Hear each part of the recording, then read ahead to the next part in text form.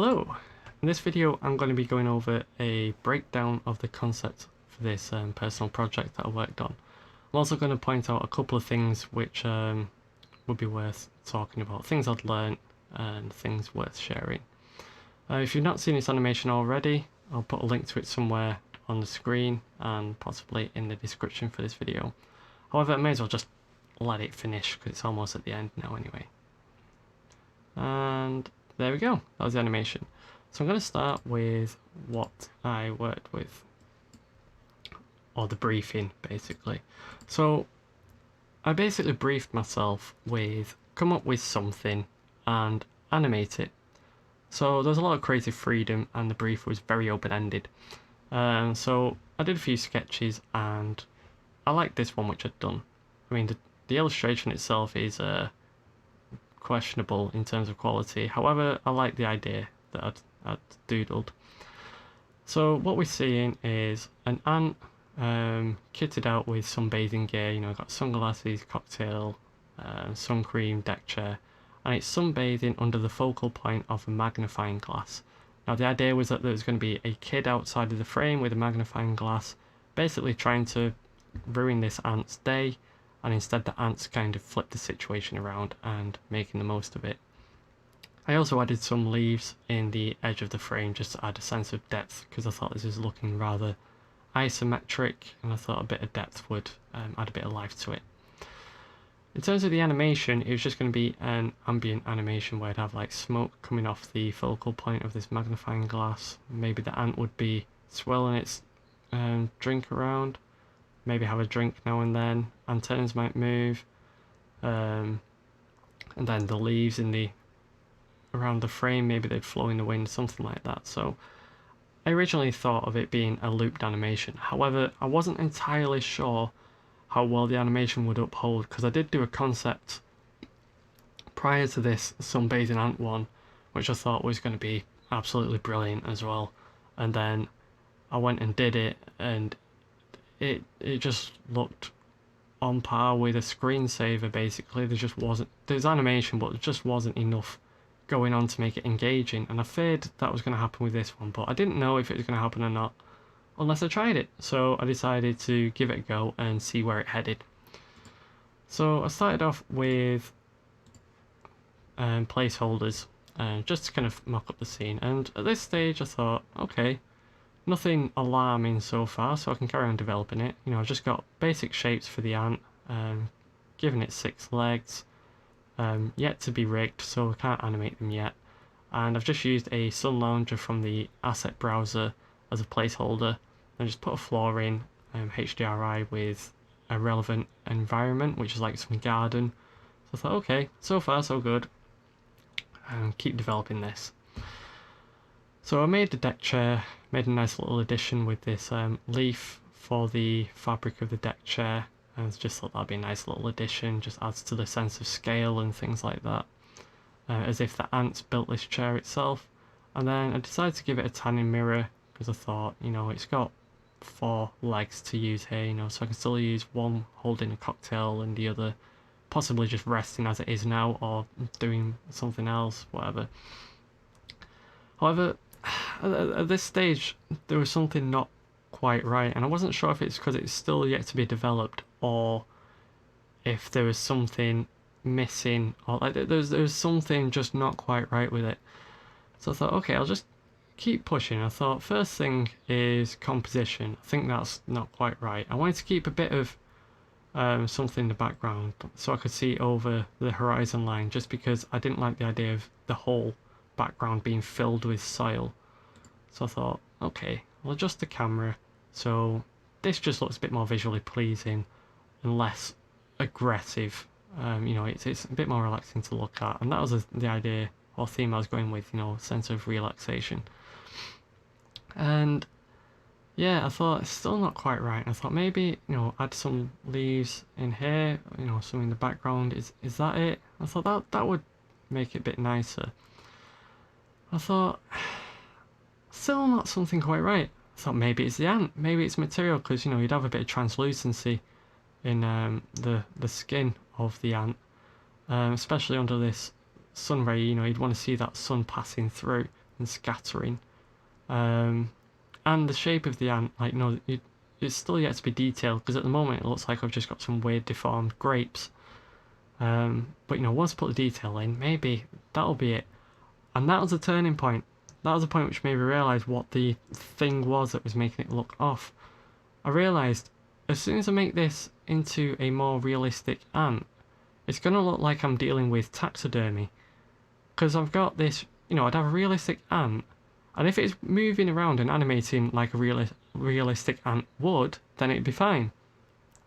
But because I was going to have this cartoony sort of animation with a realistic looking ant, it was going to look like I was just animating a dead corpse of an ant. And that, as soon as I thought that, I just thought, I can't shake it. Like, I can't get that idea out of my head. So I thought, right, I'm going to have to do something to fix that. Or I just scrap the project and come up with a new concept. I wasn't really willing to do that because, I really wanted this to work. So I ended up coming up with the idea of clay, because I thought that way it allows for it to be cartoony. And there's obviously other aesthetics I could go with to make it cartoony, but I thought clay was the one which would work best, in my opinion anyway, very subjective. However, with this I knew there was going to be a lot of work to do, because I thought the floor doesn't look like clay. I tried using a different noise pattern and stuff, but it just looks like mud. And the fabric for the deck chair doesn't look right, because if you were to do this in real life, this would just snap, like that clay would just break. So yeah, first thing I addressed was the floor. This was meant to be like sandpaper, but just because we're so close up you can see all the fine details of it, and I thought that'd be quite good. So it doesn't look like soil, but I think it's justified with it being more like a craft material. And then I started to think, that's what I want to be going with. I want to be going with craft materials, make it look like it's being handcrafted. So I changed the material of the clay ant to have some imperfections in and fingerprints and stuff, so it looks like it's been modelled. And with the deck chair, I changed the fabric on it with a paper material, because I thought that'd be a bit more realistic if we were to craft it. I even added a little bit of glue on some of the hinges of the deck chair just to kind of show that it's been crafted. And I replaced the tannin mirror with a little bit of foil. And I thought, yeah, this is more like the theme. Well, I liked where this was heading, basically. It looked a lot more promising, so I just carried on with this. And I also thought I may want to do this as a nice little stop motion animation with like a linear narrative rather than doing a looped animation as I had in mind before. I still wasn't going to throw that out the window, but I thought, if I'm going to do stop motion, may as well do something with it. So I decided to come up with this little narrative of the ant picking up the sun cream bottle, putting sun cream on, grabbing the foil, making it into a tanning mirror, and then go from there. And I thought that might be it.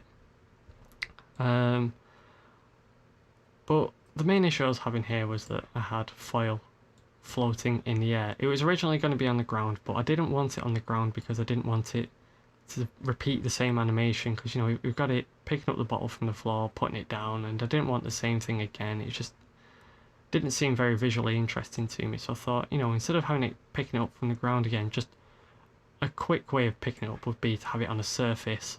It just cuts out that weight in between. However, I realised I'd need a surface, and I didn't want to have something clogging up the frame. I originally thought maybe I could have like a rock here, like a little stone or something like that. Maybe the lid of a bottle, like a bottle cap or something like that.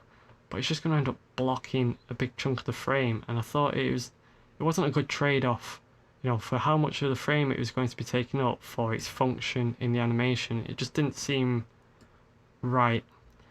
So that's when I came up with the idea of a worm, because I thought this way I can have the foil on the floor and the worm can push the foil up from the floor, so we've now got a surface for the ant to grab the foil from. On top of that, we end up with a second character which adds life to the scene. And I didn't really think about it until I added the worm to the scene, but I realised when the ant starts sunbathing, I can have the worm doing something, just reacting with the scene, so it's a bit more visually engaging. And then with these two characters and with the worm animating as well, I thought, you know, come up with a nice little narrative of, well, maybe not nice, but come up with a narrative of this sun lounger burning up whilst this ant's completely oblivious to it. It's nicely covered in sun cream, enjoying the moment, but obviously the chair's not withstanding the heat, and then you just see the worm just kind of like panicking, and then the ant realises something's not right, then the chair collapses. And I just thought that was a bit more engaging as a narrative, you know, just sort of making the most of what I'd built. So along with the addition of this worm, I had to adjust the camera ever so slightly, just so both the ant and worm were in focus. Now there are two things to that. I had to basically rotate the camera around so the characters were more in line on the focal plane, so I could keep the focus in one spot and they both be relatively in focus. I also had to adjust the f-stop to unrealistic values just so everything wasn't so blurry, because previously I had to keep on shifting the focal point between the ant and the worm like repeatedly. It is quite nauseating. I didn't like it. There is a bit of focal shift in this at this point here, so we've got the ant in focus here and the worm's blurred, but then at this point you can see the worm's in focus and the ant's blurred. That's the only point I think where I had a focal shift, and when it returns I think at this point, yeah, so it shifts there as well. So yeah, that was basically the last bits with the camera, and that was basically a breakdown of the project. Now as a segue onto the points that I wanted to cover, camera. Now the focal shift I thought worked quite nice, and that's something I've not really seen much in stop motion, at least not with more low budget amateur stop motion. I mean, compared to like Aardman and stuff, I mean they've done all the bells and whistles, haven't they? You know, I'm not really going to compare with them. But for the more smaller budget stuff, you know, you rarely see much camera work with stop motion just because it's an absolute nightmare to deal with and very hard to plan in advance. So I thought, if I was to do this again, I'd probably play with focal shift more. I'd probably do something more with camera moves as well, because I did a little bit here. However, I tried more drastic camera moves and I thought those looked quite good. It just wasn't, it just didn't fit the theme of this project here, so I ended up scrapping that. However, it's something which I think I'll explore in future animations which are like this. And the last point, to wrap things up, is to do with how I animated things. So just a quick tip, if I go into project settings, I'm just going to show you the defaults first. If I set a keyframe, move 25 frames, set another one, you can see we have the frames in between interpolated. Now as I was doing stop motion, I didn't want computer generated in between frames. I wanted to craft every single frame that I'm making, because that's what you do with stop motion, and I wanted to keep it as authentic as possible. So I was like, you know what, just cut out those in between frames, I want to make them myself. So what I did was just delete those frames for now. If I go into project settings by doing Command D, this is what you'd normally see. I went into the animation and I changed the type from spline to step. So what that does is change the default keyframing interpolation to step. So, oh, I've not even moved it, have I? Let's put a keyframe there. So we keyframed at the start, moves over there. However, when I scrub through, nothing happens until I hit next keyframe. So that's what I used for keyframing the ant and the worm, and most of the animation. Again, I wanted to keep it as authentic as possible, so you know, that's what I did. There were one or two bits in which I didn't do that. One of them is with these little pieces of smoke, and those I used a linear animation, especially with how they revealed and stuff.